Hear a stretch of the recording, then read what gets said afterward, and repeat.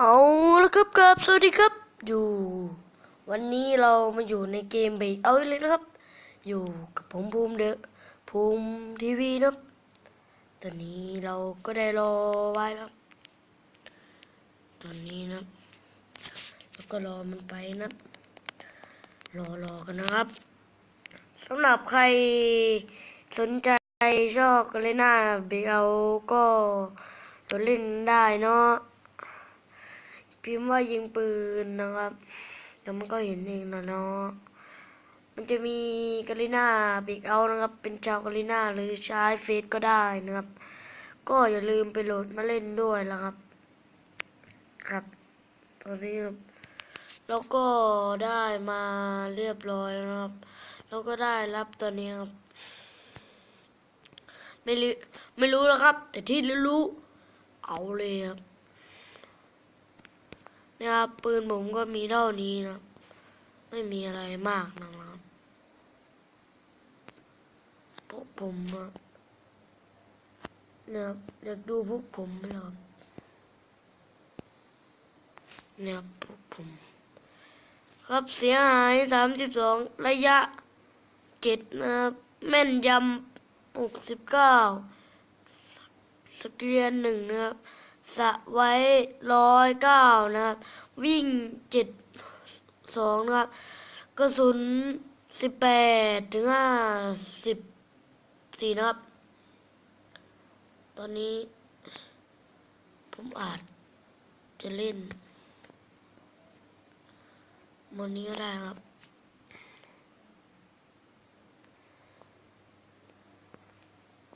อย่าลืมกดไลค์ให้ถึง 3,000 ไลค์ก็แล้วกันนะครับถ้ามีเสียงรบกวนก็ขอโทษขออภัยนะครับถ้ามีคำหยาบอะไรก็ขอโทษ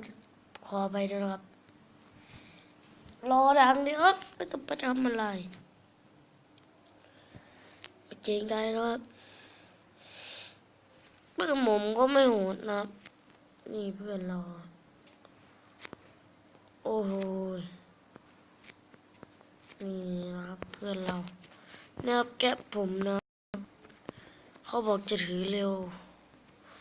ผมก็ไม่รู้หรอกนะครับแต่ที่รู้ชนะแน่นอน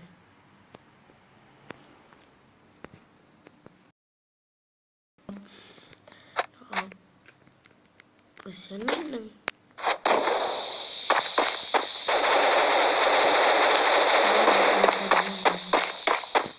ฟังเสียงตีนแล้วเนาะ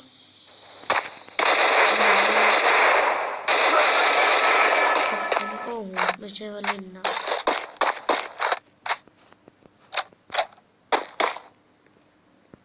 ตอนนี้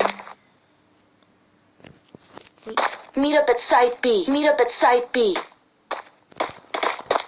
Enemy sighted. ได้ยินเสียงพอดีครับได้ยินเสียงพอดีครับโอ้ All clear. Round win. ฟังเสียงเอาแล้วใครก็จะแพ้ไม่กลัวหรอกนะครับบอกแล้ว Flashbang. เก่งไม่กลัวมาเยอะนะครับยิงได้ยิงฟรียิงได้ยิงดียิงฟรียิงเลยนะครับ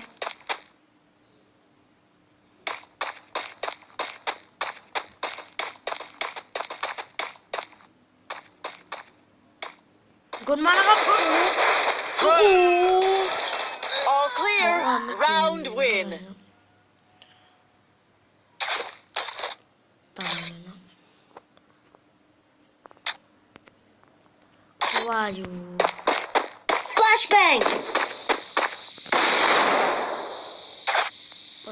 ปานกลางก็แล้วกันนะดูบีกันไปกี่คน Flashbang. กลัวมาเยอะนะครับเมื่อกี้นะครับมาเยอะจริงๆด้วยถ้ามีคำหยาบพูดขออภัย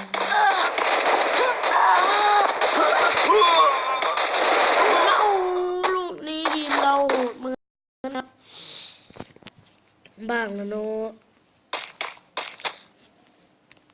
จะเปลี่ยนปืนหรือเปล่าไม่เปลี่ยนนะโอ้ทางนี้ผมขึ้นก่อนเพื่อนเลยนะไม่โหดหรอก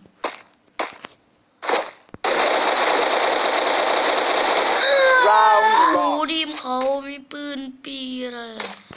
ปืนสโนไวท์นะครับโหดมาก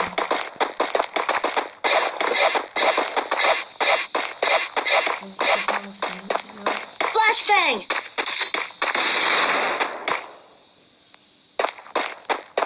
Flashbang!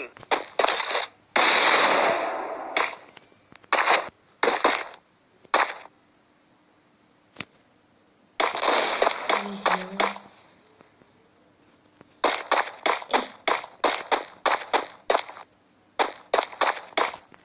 เนี่ยก็แค่กระโดดมาตรงนี้ก็ตรงนี้นะมันก็ได้เลยนะต้องทำอะไรมา All clear. Round win.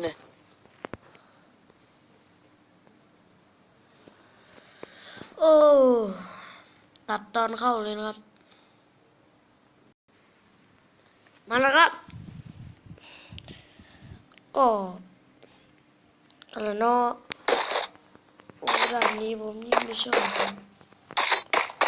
Flashbang! ว่าผมไม่ชอบผมขอเล่นจัดไปเลย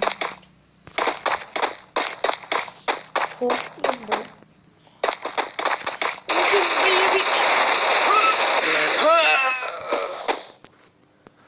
อะไรอะไรโอเค Flashbang!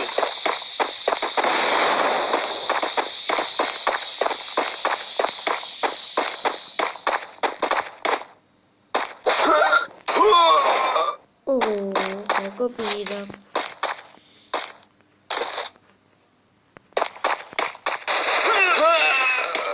โอ้โอ้ออกแล้วมานะครับ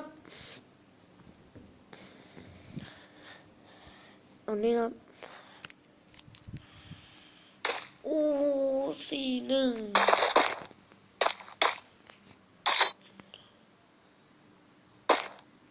Flashbang! ได้ดิบด้วยครับ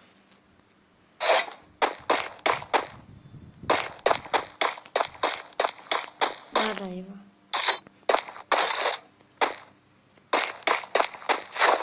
ไม่กลัว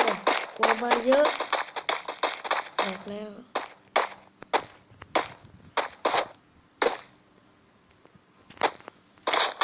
คนนี้ก็โหดไปด้วยโอ้ยเขาเก็บเอาระเบิดจะกระดาษอะไรทันดีนะ Attack! Meet up at Site B.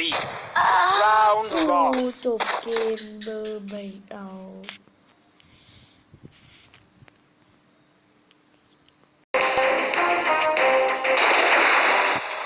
เล่นด่างซอมบี้แล้วกันนะมือหิมะนะครับ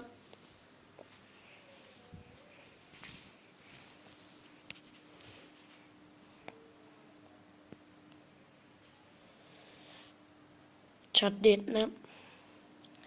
ก็ใกล้จะเกือบนะครับ